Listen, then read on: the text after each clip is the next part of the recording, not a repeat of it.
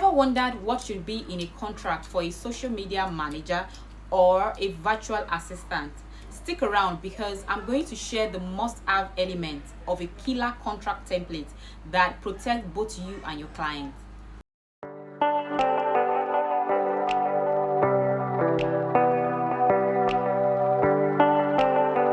But before we dive in, a quick disclaimer, guys. This video is based on my personal experience as a virtual assistant and what has actually worked for me. However, I'm not a lawyer, so I highly recommend you consult a professional attorney to draft or review your contract to ensure that it meets all of your specific needs, and all of your legal requirements. Let's dive in, guys. Okay, so guys, this is a copy of a contract that I used at the time, which you can also use if you are interested. Is my 247 virtual assistant agreement stroke contract. So in this contract, we have different sections, and the first section introduces me as my 247 virtual assistant, hereafter referred to as virtual assistant, and your client. That means the name of your client, in consideration of the sum of, that's the charges that you guys agree to pay after the month, or a monthly charge or a weekly charge with your client. So the first section that's the number one, description of services. This is very important because you need to let your client know the list of deliverables that you are offering to do, so that your client is not expecting what is not on the list for you to do. So for example, the virtual assistant shall provide the following services to the client. List of services. With this particular client, I'm going to be creating content calendar creation, content creation and research, copywriting, hashtag research, posting scheduling, monthly strategic calls, monthly analytical reports, develop a social media strategy for growth and traffic, profile optimization, feed planning, Insta stories, repost, etc. Starting from the 22nd day of March. So you always include the dates, because dates are very, very important to include, because so that you'll be able to have structure and have a plan. Then the second plan, the second number, which is number 2, the second part is service location.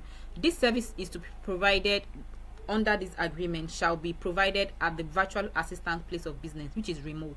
The reason this section is important is because there are some clients that actually want you to be on their office or their homes or etc. I just feel that it's very important for you to state all of these things so that you'll be able to know that you and the client, you're on the same page. It's very important to mention this, even though it seems like the clients will already know, but it's better to mention it again, for understanding purposes.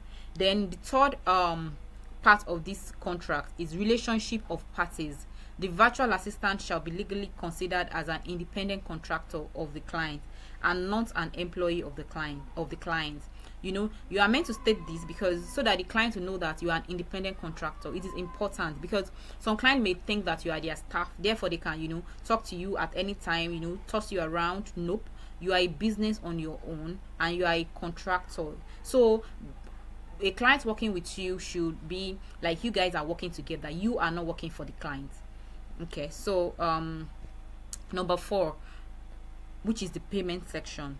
The client agrees to pay the virtual assistant the sum of, here is where you add your price again, your charges again, to be paid at within the first business working days, within the first 5 business days of the following month. This amount is excluding any taxes. It means that, for example, maybe you are always paid at the 31st of the month. The client must pay you within the 31st or the 5th of the following month, so that the client will know and will make a conscious effort to pay you during these times, because some clients can actually like to pay late, not because they don't want to pay you early. Some of them are so preoccupied with so much work that they cannot even remember, so you have to state it there so that they will include it on their calendar or whatever, so that it will remind them that at the very first working day of the month or working day of the week, I must pay this my contractor. So another thing is this amount is excluding any taxes. Yes, the amount is excluding any taxes whatsoever. The taxes are meant to be paid by your client, so you make sure you state it out in the contract so that your clients will not think that you pay the taxes. And what are the example of these taxes? There are some taxes that you pay when your client send money to you, probably using World Remit, using PayPal, or using Seller, or so many other options that you receive payment from abroad, and they remove the charges being charged by the third party apps from your payment. It is not meant to be done. It is not meant to be done that way, because if your client think that is going to remove that charges from every of your payments, it reduces your pay, and you have to state it out to your client so that they will know percent. You can increase it by 10%. It depends on you. So number 5, the fifth part of the contract says that additional work. The client agrees that additional work beyond the scope of this agreement must be negotiated separately and would require a separate agreement. The client agrees that services already provided for outside the scope of this agreement will be billed separately, and payment will be made upon the issuance of an invoice by the virtual assistant. Summary of this is that for every additional work that the client has asked you to do, it means that the client is going to state it out and provide and pay for these services separately. So working hours, that's the sixth part. Do you have working hours? For me, my virtual assistant 247, my services are available Mondays to Saturdays within the hours of 9 a.m. and 6 p.m. You can just add your own working hours at this section. Then number 7, holidays. Virtual assistant will be unavailable on the following holidays. You let them know the days that you will not be available. This is mine: on Christmas, Boxing Day, New Year, Easter, or if there's an emergency that I need to attend to. Then communication. The primary form of communication between both parties is via WhatsApp, email, though both parties are open to exchanging phone calls during the office hours.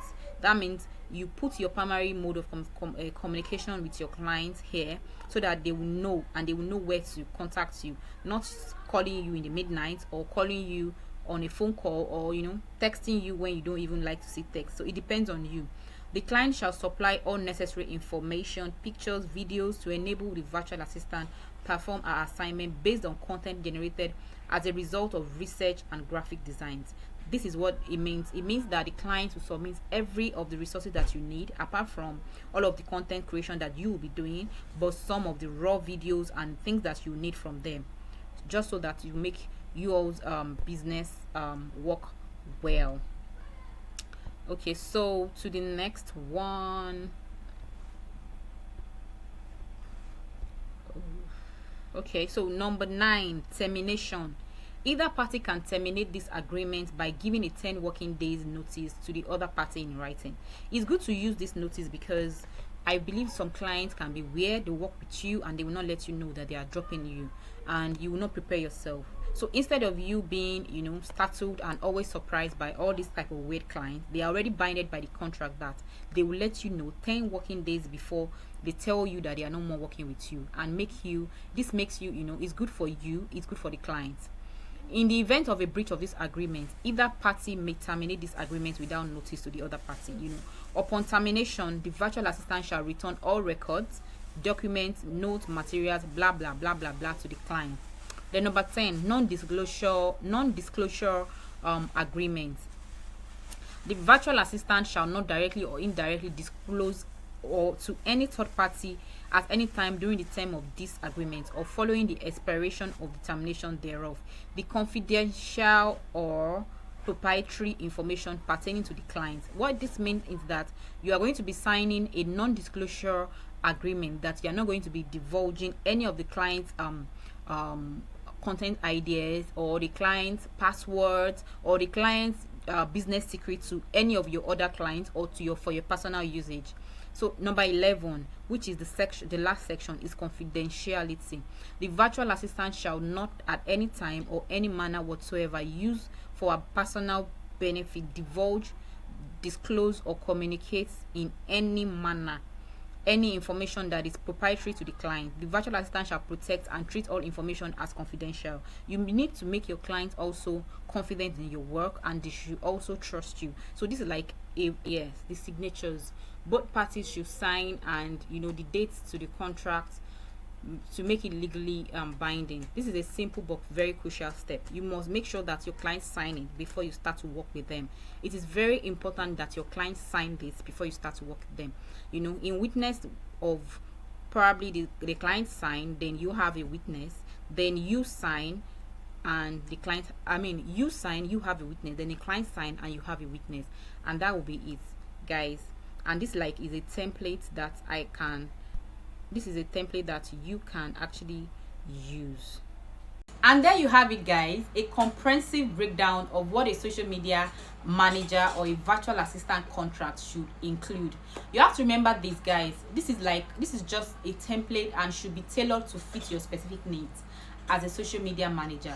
Make sure to consult with a lawyer, to ensure that everything is in order before you start to send it out. If you found this video helpful, or you've learned one or two things from this video, please give it a thumbs up and comment below with any of your questions. And don't forget to subscribe for more tips on growing your virtual assistant business. Subscribe, guys. Please subscribe, and make sure you like this video. I'll be watching you guys. Until next time, guys, keep hustling and stay inspired. Bye, guys.